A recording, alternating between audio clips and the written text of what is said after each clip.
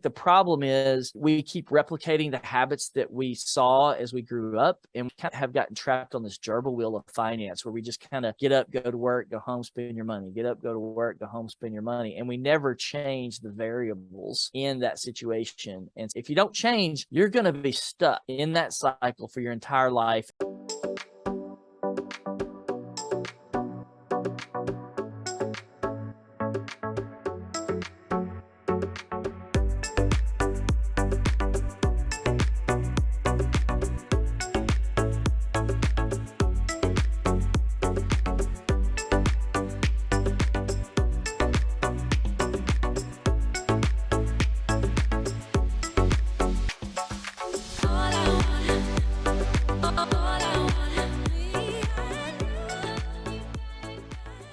If you're watching this on YouTube, make sure you smash the like and subscribe buttons.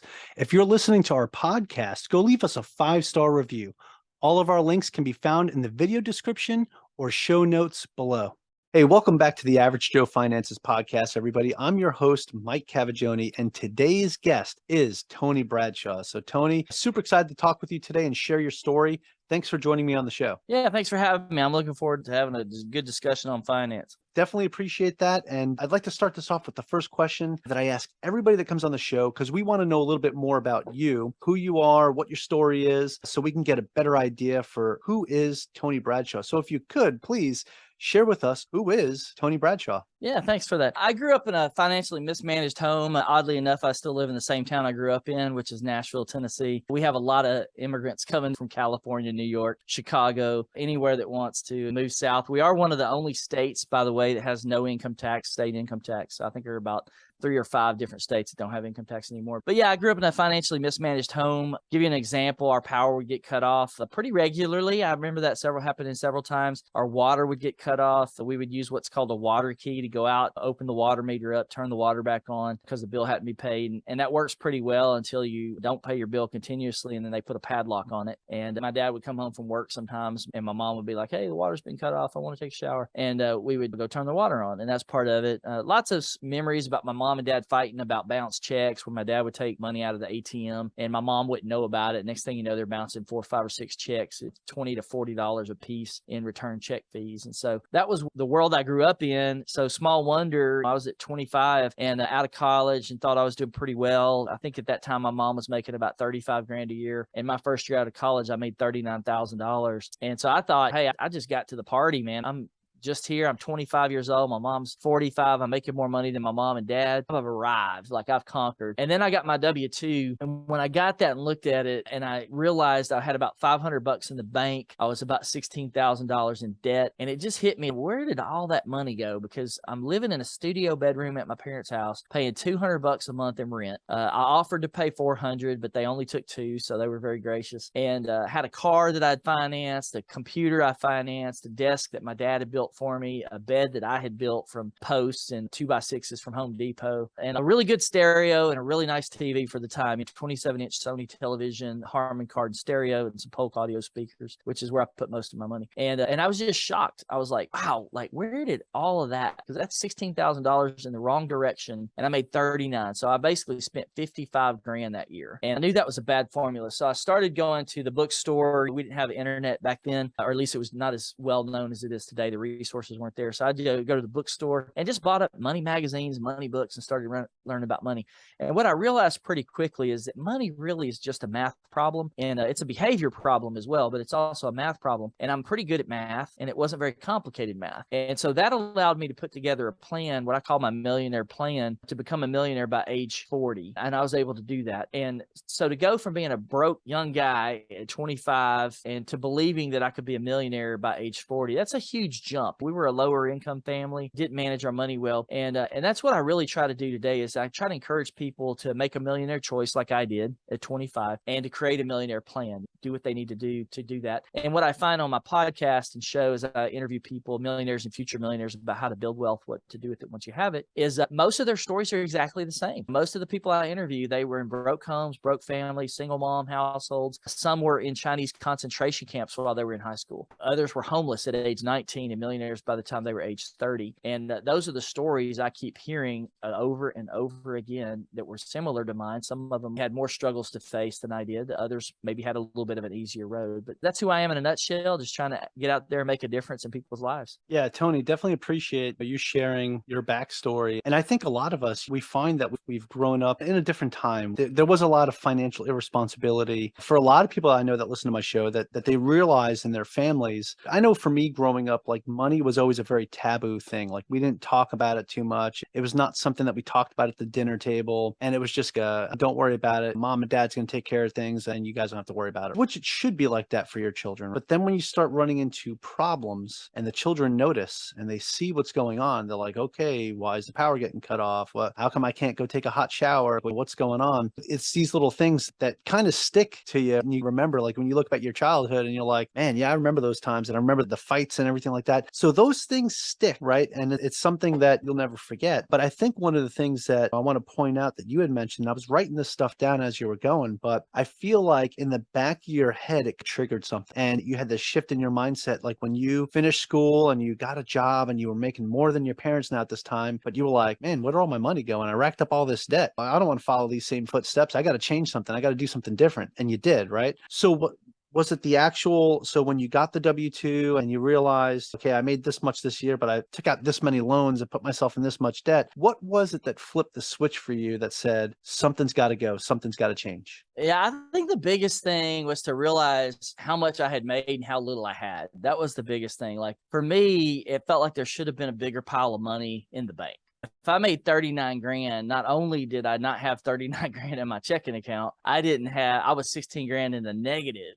and I was going to be paying that off according to that plan. A car note, it's a 5-year note. It was a 5-year note, $320 a month, $319. That just didn't sit well with me. I was like, wow, like that is a bad formula. What I did this last year at 25, I can never do that again. It's a recipe for disaster. And I immediately shifted from a spend mindset, we call it consumer mindset, to a let's get the heck out of debt and let's start investing immediately. So what I did is I really broke my budget. Instead of everything going out the window and not having any of it left, I call it like, it's like sand slipping through your fingers, right? You go to the beach, try to pick up sand. It's like so much of it just escapes. It's hard to hang on to sand. You don't have much left. Money can be the same way. So what I did immediately is I just looked at my budget and I looked at my finances and I said, you know what? I'm going to chop my finances up into 3 pieces. I'm going to have the money I live on. That became about $1,000 a month. I'm going to have the money I pay my debt with, which was about $1,000 a month. And I'm going to invest about $1,000 a month. And that allowed me to steadily march towards getting that debt paid off and then also have some investments going. So after about 18 months or so, I had my debt was gone. I was rid of my consumer debt and I had about $18,000 in stocks and mutual funds. And so I ended up liquidating those stocks because I ended up finding a wife and she wasn't going to let me do some of the financial things that I wanted to do. I tried to get her to move into a trailer because that was the cheapest thing I could do to make, because I'm not going in debt. I don't want to go back in debt. And she's like, I'm not having that, but we're going to have a different plan. If you're going to marry me, you're going to have a different plan. And so we started looking for houses and found a $62,500 house. My house note on that first house was about $500 a month. And I wish I'd kept that one, but that was the plan. But that was the biggest shift, is to go, hey, I don't have to live this way. I'm making enough money. I don't have to live like broke. I should have more money in my checking account with the amount of money I have and the amount of expenses I have. And I was able to make a big positive shift. Now, I will add to that, Mike, is that watching my parents and family, they didn't shift. That was 25 years ago. And even though I shifted, my personal finances shifted and my lifestyle shifted and my mindset shifted, the people around me's mindsets did not shift along with mine. And that's something that bothers me even today. And as much as I wanted to change that or I wanted to impact that, it's beyond the scope of what you can do. You can really only change yourself. and other people got to make their own decisions. Yeah, no, Tony, that is a great point. And it's one of the things that I've struggled with as well. I've seen it with a lot of my own friends and family. I made this shift in my life and decided to take ownership of my finances and like actually do make better money decisions, right? I feel like maybe I left some people behind, but at the same time, it's like the whole time I'm like, hey, come along with me. Let's go. Let's do this together. And some people just don't want to change. They don't want to, they like the way that their lifestyle is, and that's what they want to do. So one of the reasons why I started this podcast is I wanted to share my story, and I wanted to bring people on that have similar stories, or people that have just come up and just been really successful, and share what they're doing. Because when you start listening to these things, you start listening to other people that are having this success, and it's not just the same guy over and over again. Oh yeah, like I know that Mike Cavaggioni story, like I know that guy, whatever. Oh, but now, oh, Tony Bradshaw, so he did something like this, and oh, okay. It's a different perspective, and you see it from different people, and it helps you shift into that mindset. So that's one of the things, one of the reasons why I think podcasts like this are important, YouTube channels that share this type of content, all that stuff. But then the problem is getting the people to actually consume that content, right? And that's one of the reasons why I make this big push to get all this information out there. Now, your story, what I love about it is not the same, but similar. I was at a point in my life where I was in a lot of consumer debt, right? $28,000 in credit card debt. I had several personal loans out, and I knew I wanted to come to Hawaii. And when I come to Hawaii, I wanted to buy a house. And my wife and I were trying to figure out, like, how are we going to make this work? So we actually followed Dave Ramsey's baby steps 1 through 3, before we backed off and then shifted a little bit. And then we started doing sinking funds. So just different things like that, just trying to make sure that we were putting our money into buckets that would work for us. And that people can do whatever you want to do, like whatever they want, right? As long as you find something that works for you, that's what matters. So now you said you broke yours down into 3 different categories, right? The money that you live on, the money that you pay your debt with, and then the money that you save. So when you made that shift and you started paying down your debt, so you said what, 16,000, right? That you were under after that first year. And you made that decision in that first year to get on top of that. For me, it took several years to make that decision. So one, I commend you for making that decision at such a young age and early on when you realize, hey, whoa, something else has got to change. I probably told myself something's got to change probably for 10 years before I made a decision to actually make the change. So when you did that, what made you decide to break it up into those 3 categories? And then when you broke it into those 3 categories, how did you figure out how you wanted to divvy up your paycheck into those 3 categories? Yeah, I think for back then, now today I would probably look at it a little bit differently because I'm a little bit older, a little bit wiser, a little bit more mature. And for me, it was just very simple back then because I could do it. My living expenses were essentially a car note, some credit cards that I paid, and then my $200 a month to my rent, my mom and dad. And I had to pay my own insurance, right? So I didn't have all these other little expenses like, hey, I got a house payment, I got an insurance on the house. I didn't have all that. So I did have a good bit of disposable income, which allowed me to break it up into those 3 buckets. I think if you're a homeowner, I think Dave Ramsey teaches 25% of your take-home pay on your house note. So that's a different circumstance that you're under. But in that model, in that day before, I was able to break it down into those. And that was just very simple. The reason I put $1,000 towards the debt is because I wanted to get out of debt as quickly as possible. But I also wanted to start investing. And I wanted to start what I call multiplying your money. And I think that's very key for people because I love the way Dave teaches things because some people need it that simple. Like they can't juggle more than 2 or 3 things at a time. They have to get simple. But I really like starting with investing early because once you can see that money multiplying, it kind of energizes you. It really does. Like I think Dave's plan draws energy from paying off those debts and feeling like you're gaining ground on debt. I feel like for certain people, seeing that money multiply and come into an account at a big number. And so for me, after a year of putting $1,000 a month in, that's $12,000 plus growth in whatever fund I was in. I think I was in Kaufman Fund back then, which honestly was not a great fund. I bought all the hype, the advertising, which they're very good at advertising. And I didn't know better, but I was trading tech stocks on the side, making 60 to 90% every 6 to 9 months and doing pretty well with that. But it was just a small amount of money, $500 into mutual funds and roughly $500 a month into like different stock investments, playing with those things. And then the fees were a lot higher back then, right? Because you had to go through a broker account. You didn't have E-Trade or Scott Trade or those kind of guys where you're doing $8 trades. My trades were costing me like $50 a pop to get in, $50 to get out. And I don't remember if there was a percentage associated with it. The fees were a lot higher back then. For me, it was just very simple. Now, today, it might look a little bit different because as I coach people, I would look at what their overall situation is. Do they have enough disposable income to do a little bit of investing while they do the debt payoff? Or do they really need to focus on the debt payoff first to get control of it? Or do they have so much debt that they just need to be okay with the fact that they're going to float debt for a while? And I have a principle that I teach. Do you want to work your way out of debt, or do you want to invest your way out of debt?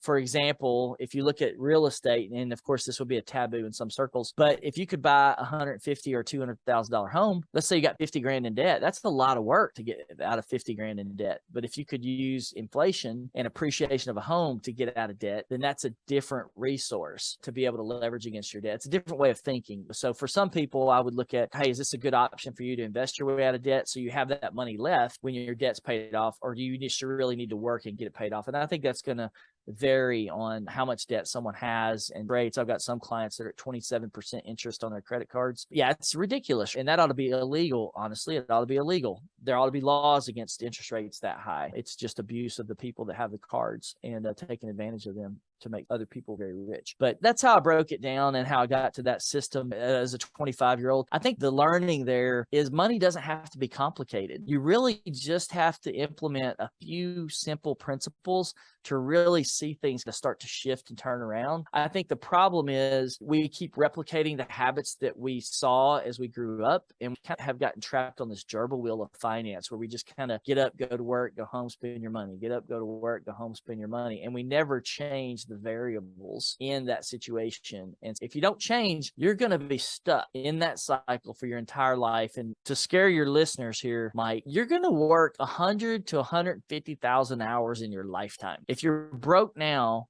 do you really want to be broke at the end of that? Do you still want to be broke? That's a lot of work to still be broke at the end. And it's something to think about, right? There are better ways. Like I mentioned before, I've talked to people who were in Chinese concentration camps, came to America with $50 in their pocket, and now they're millionaires. People that were homeless at 19, married and homeless at 19, and just decided, man, I don't want to live like this. That's a crazy story. A guy named Jerry Feta. He's a great guy, and he's in an investing world now. And he broke free from that broke mindset or that mismanagement of finances, and became a multimillionaire at age 30. He's a pretty cool dude. But there's a lot of people out there. Those aren't just one-off exceptions. Those aren't people that got lucky. Those are people that put in the effort and got money smart and made a shift in their lives. Yeah, Tony, that is all fantastic points, especially when you bring that up about the people making those decisions that keep them on what you call the gerbil wheel of finances. I like that because you always hear like the whole kind of cliche saying of getting out of the rat race, get out of the rat race, get out of the rat race. But for a lot of us, it is like a gerbil wheel, right? Where you get on and you're running and running and running and you're going absolutely nowhere. And when you think about all the time that they're running and getting nowhere, you're thinking about those hours that you're working throughout your entire life and going nowhere. So that's a very good point. And it is something that maybe a little scare tactic as well, right? Because you think about your mortality. You think about when you're at your end life. Do you really want to be the person that's in their 60s and 70s continuing to have to work in order to live and survive?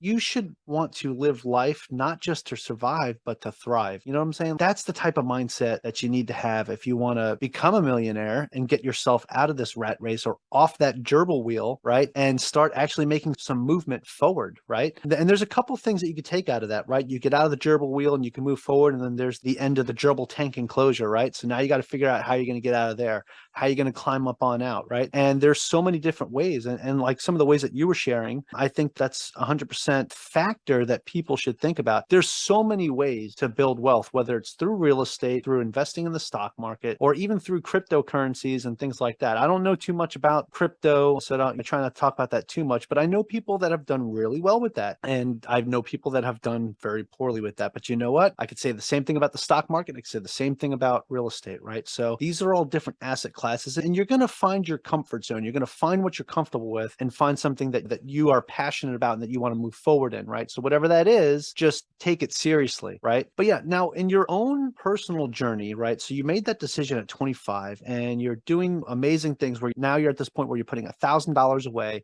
500 a month into, you said was it mutual funds or index funds, and then another 500 at that time it was mutual funds. Okay, yeah, and then like another 500 into some stocks that you were interested in that you were trading at between 60 and 90%, which is awesome, like great returns. Usually when I try to trade stuff, I usually get negative returns. So I try to set it and forget it, but that's just me. Yeah. Now, when you did that and you made that shift, you said by the age of 40, I'm going to be a millionaire. So you gave yourself that 15-year time limit. How long did it take you from the time that you made that decision to actually reach that goal? Yeah, I was right at 15 years. I was in my 40th year. I remember walking into my wife and saying, "Hey, guess what? We're millionaires." She's like, I had the mistake I made there was I didn't talk to her about it. Like I was doing this thing and I didn't know what it meant to be. I barely knew what it meant to be married, man, and share your ideas. So I'm over here working and doing this stuff, trying to stay out of debt. And we're having babies popping out. We popped out 6 kids and I did the math. I tried to get her to do cloth diapers to save money. And she said, hell no. And I was like, okay, I'll do regular diapers. Fortunately, I had a boss and I did cloth diapers. Don't do cloth diapers. Buy the disposables. And I did the math. It was like $1,500 per kid on the diapers. Their life, the first 2-3 years. Yeah. And I'm like, man, I didn't want to spend that money. You know, that 6 kids, that's like $9,000. And I didn't want to spend that money, but we spent it because for me, that's something that should be going in the investment bucket over here, not in the poop bucket. And that was the journey that we were on. And like I said, I think you got to start where you are, right?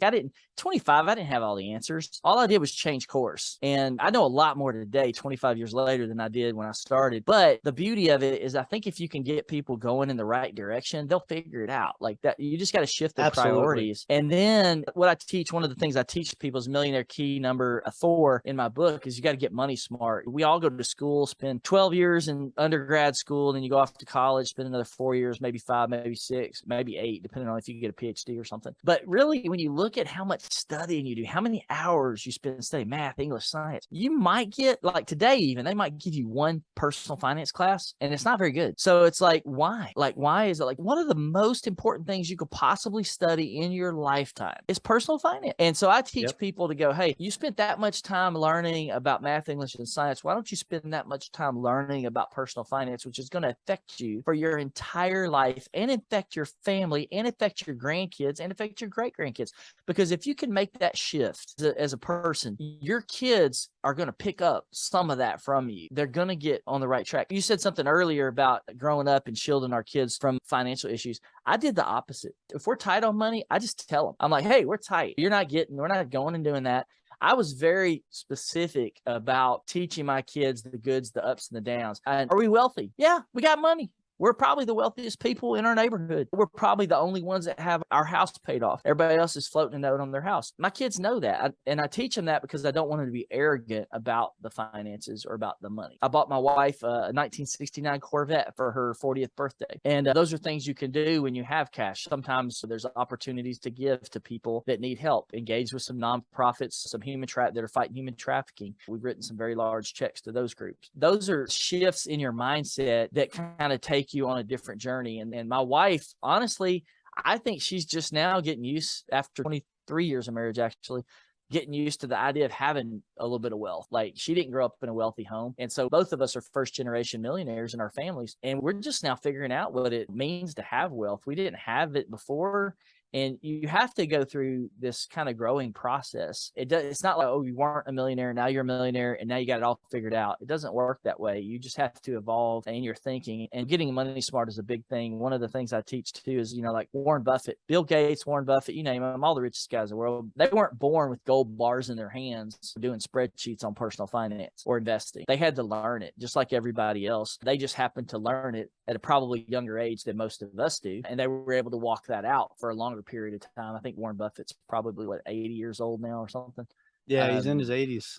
He's made most of his money from the age of 65 until now, just because of the beauty of compound interest. The way you were describing it before, right? When you first started saving and you were like, oh yeah, that first year it was $12,000 plus what I made with what was invested. But that's one of the beautiful things about compound interest. The earlier you start, the better off you're going to be in the end, because it's just compounding on top of itself, on top of itself.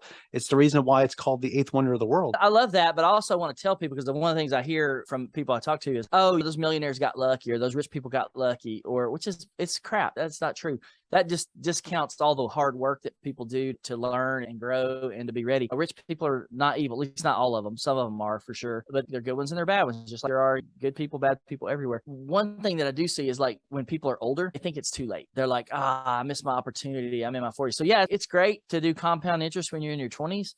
But the reality is you could be 40 and you can still take advantage of it. I got a friend that didn't start investing until he was 38 years old. He didn't know anything about investing, nothing. And he had $70,000 sitting in a savings account, collecting like 1-2% interest. Yeah, he didn't know anything about it. And once he discovered compound interest, once he discovered how to invest, he's off to the races. His brain shifted. It only took him 9 years after that moment to actually become a millionaire. And then now he's only about, I think, a year or 2 years past that, and he's knocking on the door 2 million just 2 years later, a year to 2 years later. And so when he gets $1, here's how he shifted his mind. He gets $1, he's like, where can I stick this money? Like, where can I compound it? Where can I multiply it? So he doesn't go, hey, what car can I buy? What watch can I buy? What pool can I buy? He automatically, his brain's wired to go, how can I multiply it? And then now his wife, I met her for the first time here recently, and she's on the same page. Like, they both think that way now in their family. And they both came from low income, broken, like not broken, but not well-to-do families out of Mississippi. And then now he's like probably first generation millionaire. He's a multimillionaire now. And he grew up. And there was another guy I had on my show called Willie Mandrell. His grandmother grew up, I think she was born in Alabama. I could be wrong. Alabama, Mississippi. Low income family, 6th grade education, Mike. 6th grade education. That's as far as she went. Moved up to Boston, started getting into real estate, multimillionaire. And this woman's probably, I don't even think she's alive anymore. She'd probably be about 80 years old right now if she was still alive. Willie's in his 30s. His dad's probably in his 40s. And so she would be maybe 60, 70. But multimillionaire. And all she ever had was a 6th grade education woman. And that's why I tell people anyone can become a millionaire. Why not you? So you got a choice. Do you want to be broke at the end of your life, or do you want to have a little bit of wealth and be able to have a little bit of impact on people's lives, make the world a better place? Yeah. The thing is, if you have the right mindset and it's something that you put these goals out there and something you want to do, the only person that can stop you is yourself, right? That's the whole thing about having this mindset shift and flipping that switch. I know for me, like, I was going against myself for the longest time before I was able to shift my mindset and say, no, I'm not doing this anymore. I need to make better decisions when it comes to what I'm doing with my income, right? And where am I putting this money? When you were talking about your buddy that he gets $1 and he says, okay, where am I going to put this dollar that it's going to basically go get put to work? That's the way millionaires think. It's not about, okay, I made a little extra money, let me go buy a new car. No, it's okay, I got this money that came in. What can I invest it in that's going to make me more money and keep that compound thing going? The nicer cars and the nicer home and all that other stuff, that is a side effect of shifting that mindset, because eventually when the time comes, you could be like, oh, I've got an asset that will pay for this vehicle or whatever. Like, it's already taken care of because of what I bought is something that's going to pay for it. It's not something I'm going to pay my own money out of. It's money that I employed to create more money will go pay for that. So once you make that shift in your mindset, it's just like whole world changes for you at that point. And it takes some time. Like, you don't just become an instant millionaire, but once you get that millionaire mindset and, as you say, make that millionaire choice, once you do that, you're unstoppable at that point, as long as you stay disciplined and focused on your goals. Yeah, I think you're right. I love what you said about making your money multiply for you, because I'll be honest, even for me, because I come out of the corporate world, and this is a new thought process, because we get programmed to think about how to make money, and we get so in that track of a job, and that's all we learn. There's lots of ways to make money. The job just seems to be the one that everybody gets pigeonholed into and honestly stuck in. And I would really encourage your listeners to go, okay, I can work a job and make money, but what other ways can I go to make money? Some people go create a business. Some people do passive income through real estate investing. Some people maybe create their own products or patents or things like that. Those are engineer types that come up with stuff, maybe software technology. But looking at all those different ways, I think Robert Kiyosaki talks about cash flow quadrants, like how can you create passive income? And I forget who, you may remember who said this. I want to say it was like, I don't know, Ben Franklin or somebody like that. But it was, if you need to learn how to make money in your sleep, or you'll be working until you die for money. I think that was Ben Franklin. And so that's something that I think everybody needs to hear, because honestly, I'm still trapped in that mindset of working for money. Now, the last 6 years, one of the other goals I had when I was 25 was to be a millionaire by age 40 and living off my investments. Now, I had forgotten about that goal because I had such a lucrative job. I was just like rolling into cash, right? So long comes, I was 46 and I lost my job. And now all of a sudden I went from this big, fat, juicy income to a big nothing. And so what I didn't realize over the last 6 years is that I have been living without a job for 6 years. So even though my goal was to be living off of my investment income by age 40, I didn't really start that until age 46. Now, my original plan, I didn't have a wife in my plan. I didn't have her in my spreadsheet. I didn't have 6 kids in my spreadsheet. I didn't have private school at 75 grand a year in my spreadsheet. So those things were factors that were outside of my plan, but I got moving in the right direction. And so here I was maybe 6 years later, even though I was a millionaire at 40, at 46, I was unemployed, starting a new life. And that allowed me, everything I had done prior to that time allowed me to do the last 6 years, go through COVID, go through all this transition, be at home with my family almost 24/7. And I'm like, wow, I forgot that I had that goal. Even I think I just remembered that goal like last year. I was like, oh, I had a goal to live off my investment income by age 40. I didn't do it by 40. I did it by 46. And man, it's been amazing. And I'm like, dude, I don't ever want to go back. I don't care how much you pay me. I wouldn't ever want to go back to a job. I'm not saying everybody can live it that way. I'm just saying that's where I'm at today. And it's just causing me to think differently and break free from that programming. I think I started working with my mom and dad. I was probably like about 8 years old, and cleaning parking lots, sweeping up cigarette butts, and pulling thorns and weeds out of flower beds. I hated that job, but that's where I learned how to make money. I think I was at $3.35 an hour back then. Yeah. It was, back then that was pretty good, but I was hoping to get to $4 an hour because I thought my whole world would change at $4 an hour. It doesn't change. That's a lot of people think that too. Oh, if I just make more money, everything's going to change. No, you're going to make more money and you're going to spend that money. That's the only thing that's going to change is your spending is going to go up, not unless you change your mindset and discipline yourself. Now, Tony, there was something that you had mentioned earlier and I want to touch on it. It was, you called them your money keys. So if you could just tell me real quick, what are these money keys that you had mentioned? So in my book, you have to figure out how to transfer your ideas and what made you successful or what you want to share with people. So in my book, The Millionaire Choice, I have what I call 10 keys of the millionaire. And the first 2 keys, actually the first 4 really don't have anything to do with money. They have to do with what I call building your foundation. And what I mean by that is you can build all the money you want, but if you don't have a strong foundation, it's not going to last. It's going to be something very temporary. So the first key is you have to develop strong character because you can't build or keep wealth without strong character. A case in point, the fastest way to lose, and I hope I don't offend anybody listening to the show, but it's just a fact. The fastest way to lose half your money is to go through a divorce, which I came dangerously close to at one point. And I was able to make it through. But my wife, if that would have happened, my wife would have ended up with 50 to 60% of what I had worked for. That's not a good situation for anybody to go through. But I deal with only 5 factors of character: integrity, responsibility, work ethic, self-discipline, and focus. So those were 5 things that even though my parents didn't teach me about personal finance, they did instill those principles of integrity, responsibilities, work ethic, self-discipline, and focus into my life. And so that, I think those were pivotal for me being able to reach some level of success. The next one was time management. So you have to maximize your time because we all are created with the same amount of time I talked about. You're going to work 100 to 150,000 hours in your lifetime.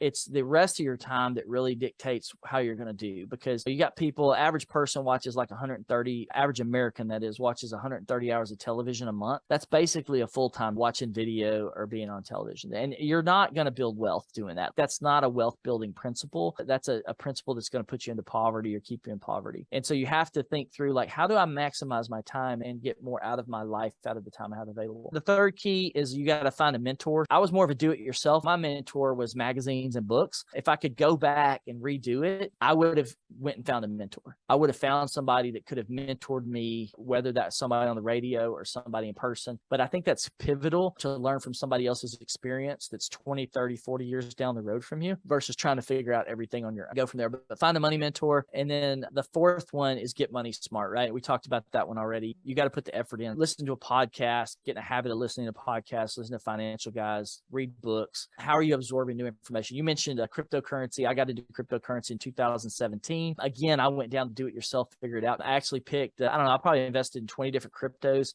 About 15 of those are probably top 20s right now. And then I had to sell a bunch of them off, pay bills and different things I had going on. But those are what I call the foundational elements. And then once you get past those, you get into the basics, which you need to have a budget. And we talked about budgeting a little bit. You need to avoid, I call it avoid debt, but you could say get out of debt. If you've got consumer debt, we're not talking about good debt versus bad debt. That's a different conversation, but we could go down that road. And then when you get through the rest of those, and they're all listed on my website at millionairechoice.com. But probably the bigger ones is you need to boost your income. You need to figure out ways to boost your income. I think that's millionaire key number 9, because you don't want to be income stagnant. I know a lot of my friends who are stuck in $30,000-$40,000 range, and they have a lot more potential. But if you want to accelerate wealth building, you've got to figure out how to boost your income, get a side hustle, get another way to make money. I didn't at 39 grand. So I put my millionaire plan together when I was making $39,000. Now today, in today's money, that's not very much money at all, but that was enough to allow me to grab hold of that concept of building wealth. What I never realized, because of the family I came from, is I didn't really believe or understand that I could make a 6-figure income. Like, I didn't understand I could make $100,000 a year. I didn't understand that I could make $250,000 a year. I didn't understand that I could make $500,000 a year. And I went to what a lot of people would say is a small college down in Florida. It's not a super well-known college. It's not a university. It's not what you think about people who are making big money. You're like, oh, you went got your Tennessee University or University of Florida or University of Hawaii or something like that. The school I went to was not that school, but I still was able to make a big income because I invested in myself even after college and continued to grow. I found ways to boost my income, and that was by self-development and investing in myself. And then the last one is what I call create your millionaire plan, which is what's your income plan, what's your debt plan, what's your investing and multiplying plan. It's pretty simple. And then make sure you review that. Now, if I had to write that book again, I would say, what's your tax plan? Because I didn't understand taxes really that much until in the last year I've started learning more about them.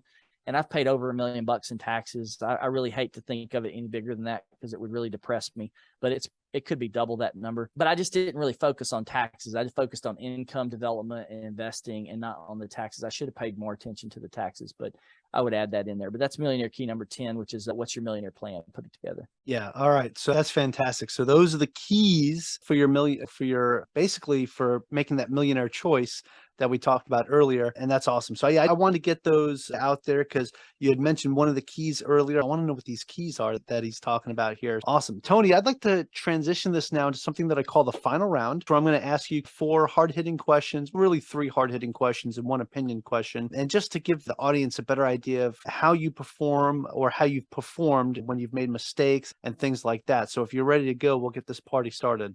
Let's do it, Mike. All right, let's do it. So the first question I'm going to ask you is, what's the biggest mistake you've ever made in your finances? Well, I'm going to give you 2. And so the first one I would say is I was so opposed to debt that I felt like I needed to sell my first house. That when we moved to a new house, I should have kept that first house. We paid $62,500 for it. The house note was $500 a month. I could have easily afforded that house and turned it into a rental. I just wasn't thinking that way. And because of the group of people I was running around with, it was very much an anti-debt teaching or anti-debt philosophy. My second house, I sold my second house. Same thing. If I could go back, I would have kept both of those houses. Both of those houses together is probably $750,000 in asset value, maybe higher. And I would be renting those for probably about $3,000 to $4,000 a month between the 2 of them. And that would be a good investment. I should have kept both of those houses. I should have done that. The second example I would give is I bought a lot of cryptocurrency back in 2017, and I made some really good choices with my crypto, very good choices. But what I ended up doing is I had depleted some funds in some other areas. So I did not get to hold those crypto investments as long as I needed to really get the value. If I had held those assets through this last bull run, I probably would have gotten about a 1,500% return on those investments. But I had to sell them, and I didn't give them time to mature. I wasn't able to give them time to mature. And I think that's the thing. We talked about time value of money. When you make an investment, you either got to have a plan to leverage it to get it out, or you've got to let it sit and give it some time to grow. And those are my biggest ones. Okay, no, thank you for sharing that. That's huge. I mean, with any investment, right, you can't just jump into something and then get out of it right away, because one, if you did do really well with it very quickly, you're going to pay a lot of capital gains for one. But for 2, a lot of times you're not going to give it enough time to actually turn into something that's going to build you wealth or be beneficial to you. So no, I definitely appreciate that. Definitely some good lessons learned there. But speaking of lessons learned, that kind of ties into the next question. And that is, what is something that you've learned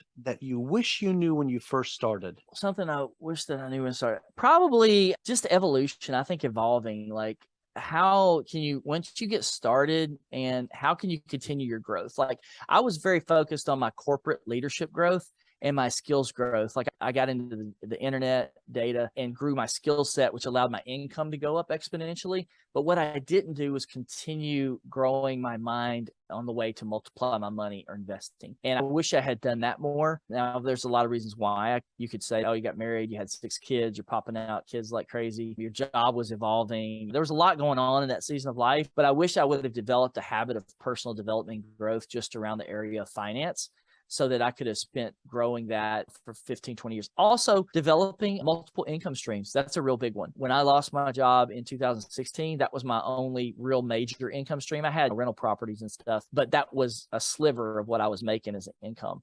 And I think it would have been good if I had stayed more focused on income streams, so that you got options. Like when the transition comes, and it's going to come, it will come for everyone eventually. How ready are you going to be for it when it comes?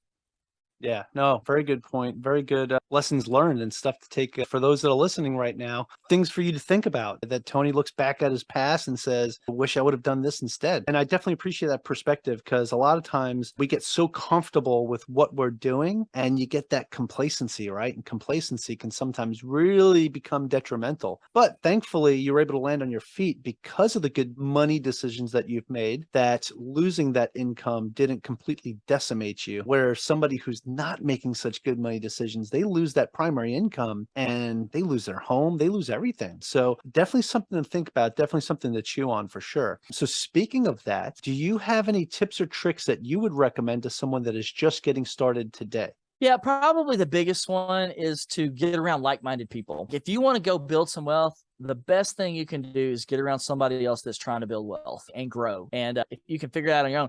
Now, the sad thing is the majority of people that we hang out with, the people that we went to high school with, the people that we work with, they're not building wealth. 80% of it, roughly 80% probably with this, what's going on with the economy right now, are probably living paycheck to paycheck. I think the real statistics that are published are like 72, 75%, but I believe that number is much higher right now just because of the gas prices and everything else that's going on. But if you're hanging out with broke people, you're going to be broke. And it's just a sad fact. So you have to change the people that you're around, change the people you're hanging out with. There are investment groups pretty much all over America. If there's not one in your area, go find one online. The whole thing with the GameStop and all that with Wall Street bets on Reddit. I had a friend of mine that was in a group like that, and he made first year investing, he made 1,200%. And it was because he was hanging out in one of those groups and made 2 investments that they recommended. And he got 1,200% on $6,000. So that's not too bad.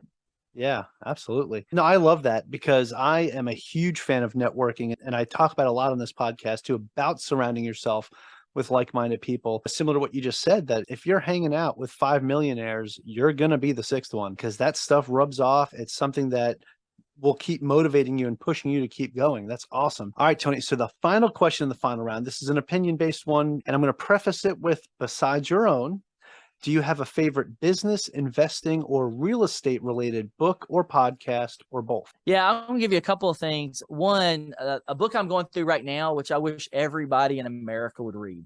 I think it is that important of a book. I recommend you do it on audiobook. Okay. Because it's a very long book. It's called The Creature from Jekyll Island by G. Edward Griffin. And I'm not going to give the secrets of it away or what it is, but if you read that book or listen to that book on audio, you will be blown away by the material that's contained in it. I'll go out there and say that. If I'm wrong, email me and text me and tell me I'm wrong. But it'll blow your mind. It will blow your mind. And I've had this book on my shelf for a while, but I'll tell you right now, most everybody I'm talking to that come on my podcast right now are talking about that book or bringing that book up. I would say maybe not everybody, but maybe 30%. That's a big one for me. Robert Kiyosaki is a book that Rich Dad, Poor Dad is a book that a lot of people are coming out. I think the 2 books I see that pop up the most in financial world would be like Dave Ramsey's Total Money Makeover or Robert Kiyosaki's Rich Dad, Poor Dad. And those 2 are some of the biggest financial books out there. I like Robert's material just because it's so wealth-minded. Now, I didn't build my wealth the way that Robert teaches, but I know a lot of people that did. And so that would be another one. I like the Millionaires Unveiled podcast with Jace Mattinson and some other guys. Their podcast is very inspirational. They interview millionaires and talk about net worth and just really share those stories. And I think that's so important for people to hear every day, because you're hearing from everyday people. Some of them might have $20 million net worth. Others might be 1.2 million. But people that are like us have come from lower income families or broken families and done something different and have been inspired and gotten there. And Jason and them do a really good job of communicating that and letting people share their stories. No, that's Great recommendations. I love Rich Dad Poor Dad. It's one of my favorite books, and definitely gonna check out that podcast as well. It definitely sounds like right up my alley. I love listening to stuff like that, especially when you get to hear people share their story and you realize that, hey, they came up, the similar stories came up the same way, and look at what they're doing. It's absolutely awesome. So I definitely appreciate you sharing that with us. Now, I have one more question for you. The final round is done, but I have one more question. It's the most important question of all, because the people that are sitting here listening saying, hey, I really, what Tony's talking about. I want to know more about him. I want to know more about what he's doing. So if you could you share with us, where can people find more information about you? Do you have a website, social media, or anything like that you could share with us? Yeah, so I'm on all the social media platforms, or at least all the big ones. So feel free to check me out there. It's you'll find it either under the Millionaire Choice or Tony Bradshaw, or a combination thereof, Facebook, Instagram. The two primary websites I'm using where I have most of my materials at themillionairechoice.com. You can go there and get my book for free on ebook format. If you want to buy it a paperback, go pick it up from Amazon. The other thing that I do that I think a lot of people don't do out there is I've really set aside an hour of my day to just talk to people who want to talk about money. So I do 1 hour free coaching. If anybody wants to go sign up, you can just go find that link on my website, say free money mentor session, life and money mentor session. So you can go book that. And that's only at themillionairechoice.com is the only place you can book that. So go there to book it. But tonybradshaw.com as well. I've got a lot of material over there. But yeah, that's where I'm at. If you want to talk more, find stuff in. But I really want to get free material into everybody's hands I can. So I try to make as much of this stuff available for free as I can at themillionairechoice.com. Oh, I love that. Thank you so much, Tony. Thank you for sharing that with us. And thank you so much for joining me on the show today, man. This was awesome. Yeah, thanks for having me on, Mike. Yeah, absolutely. And to my listeners, thanks for joining me and our special guest, Tony Bradshaw, on the Average Joe Finances podcast. Go leave us a 5-star review and tell us what you liked about today's episode with Tony. Aloha from Hawaii, and have a great rest of your day. Thank you for making it to the end of this episode. Greatly appreciate you being here with me today on the Average Joe Finances podcast. If you haven't done so yet, make this the episode that you go leave us a 5-star rating or subscribe to our YouTube channel. The Average Joe Finances podcast is for informational and entertainment purposes only. Have an outstanding day.